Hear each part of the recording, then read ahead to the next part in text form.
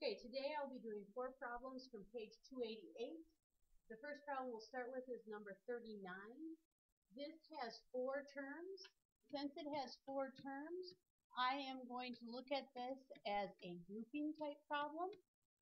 So my first instinct is to look at groups of 2 by 2. When I look at groups of 2 by 2, I'm going to look for a GCF in each group. And I look at the first group, my GCF there is x squared, and I factor out my GCF, I'm left with x minus y. On my second group, I see that I have a y squared and a y to the third, so I'm going to factor out a y squared, but I also have this negative sign here. So I'm actually going to factor out a negative y squared. When I pull out a negative y squared, I am left with x, and then for the second term, I'm left with a minus y. So at this point, when I look, I notice that I have 2 terms now, and in the 2 terms, I have a common factor. That common factor is x minus y. So I'm pulling out a GCF again of x minus y, and I'm left with x squared minus y squared. And now I have one term with 2 factors. When I look at each factor, this factor right there is completely factored, so I'm going to recopy that. But this term is a difference of 2 squares. So I'll factor that. And when I factor a difference of 2 squares, one will be a plus, one is a minus. X squared minus y squared would become an x plus y, x minus y. I look, I have one term. All 3 of the terms are completely factored, so that is my final answer. Moving on to problem number 42, I'm looking to see that I have 2 terms again. And when I look to see my 2 terms, I have these 2 terms. And I notice that I have a GCF occurring. And the GCF in this case is x plus 1. So I'm going to pull out the x plus 1. Now, what I do when I have multiple factors in there, I use a bracket. So my GCF is outside, and inside the bracket, I'm left with x times x minus 4 plus 4. When I look inside of the bracket, I note that I cannot factor this at this time because I have multiplication occurring, distributive property possibly, plus 4. So in order to factor this to work with it, I'm going to use that distributive property. So I'll copy down my original GCF. I will distribute. I end up with x squared minus 4x plus 4. Now, inside here, I have a perfect square trinomial. So I'm going to factor that. I'll pull down my original GCF. I'll factor my perfect square trinomial. Since this is a minus sign, they're both going to be minuses. The square root of 4 is 2. So I have a 2 in both places. We can write the answer in that form, or you can write the answer as the quantity x plus 1 times the quantity x minus 2 squared. That is my final answer. Moving on to problem number 45, I'm looking that I have 2 terms, but I notice that in the first term, I have something that is a difference of 2 squares. So before I even begin factoring the whole thing, I'm going to look at factoring the first portion. So I'll have a times a minus 3 times a plus 3 minus 2 times the quantity a plus 3. And now I'm going to break that apart so you can see that this squared I'm rewriting as 2 factors. Now when I look here, I have 2 terms and I see a GCF. And I know my GCF is a plus 3. So I'm going to pull out the a plus 3. And when I pull out this a plus 3, I'm left with a times the quantity, a minus 3. On the second term, I'm left with a minus 2.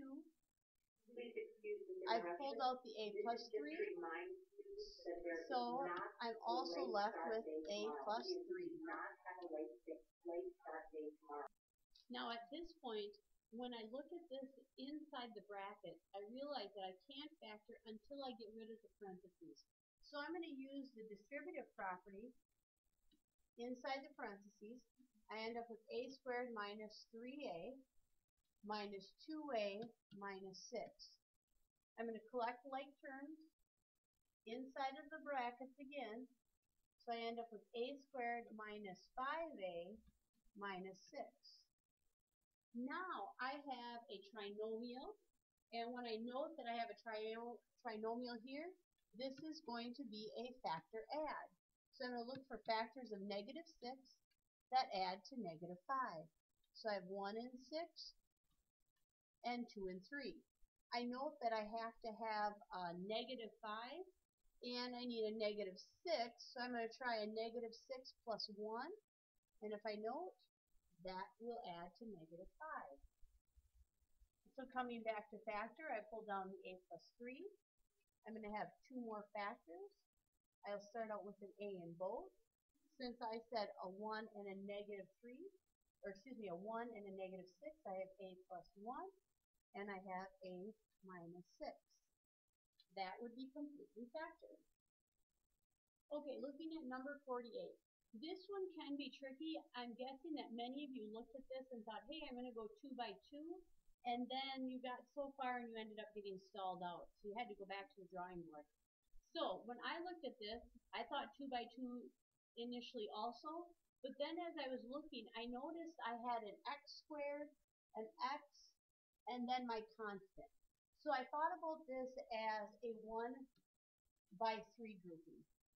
So because it's a 1 by 3 grouping, I'm going to go for, or x to the 4th. I have this minus sign right here, so I'm going to have my minus sign, and I'm going to put in parentheses. And when I put in those parentheses, I have to remember that that minus sign actually is getting distributed inside of those parentheses. So that means all of these numbers have to change sign. So when I look here, I had a negative x squared. That becomes a positive x squared. I had a plus 4x. That becomes a minus 4x. And I had a minus 4. That would become a plus 4. And it's simply because of this minus sign right here that's causing that. Now when I look at this trinomial, and I find out that I have a wonderful perfect square trinomial. So I'm going to recopy x to the 4th minus, when I factor a perfect square trinomial, I end up with the same thing squared. So I have x. It is a minus sign. So because it's a minus sign, I'm going to have a minus here. And then the square root of 4 is 2. So my perfect square trinomial is factored as x minus 2, the quantity squared. Now when I look and I have 2 terms.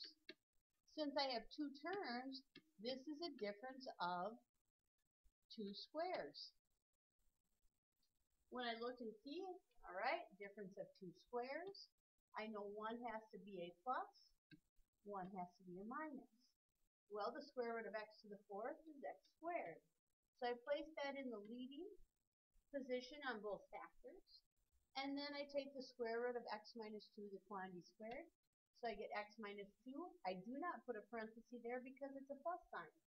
But because I have a minus sign here, I have to include the parentheses. Now, I'm not completely finished yet. I cannot simplify my first term, so I'm just going to rewrite it as x squared plus x minus 2. And then on the second term, I am going to simplify it so I no longer have the parentheses. I'll distribute that minus sign. So I end up with x squared minus x plus 2. And I realize that I can factor. So I'm going to look for factoring of both of these. This one is going to be factors of negative 2 that add to 1. So I would have negative 2, 1, or positive 2, negative 1. And I have found my factor. So this becomes x plus 2, x minus 1. Over here, this is going to be factors of positive 2 that add to negative 1. So my choices are negative 1, negative 2, or 1 and positive 2. And when I do both of those, neither one will add to negative 1, so therefore it is completely factored. My final answer is the quantity x plus 2 times the quantity x minus 1 times the quantity x squared minus x plus 2. If you have further questions, please see me in class.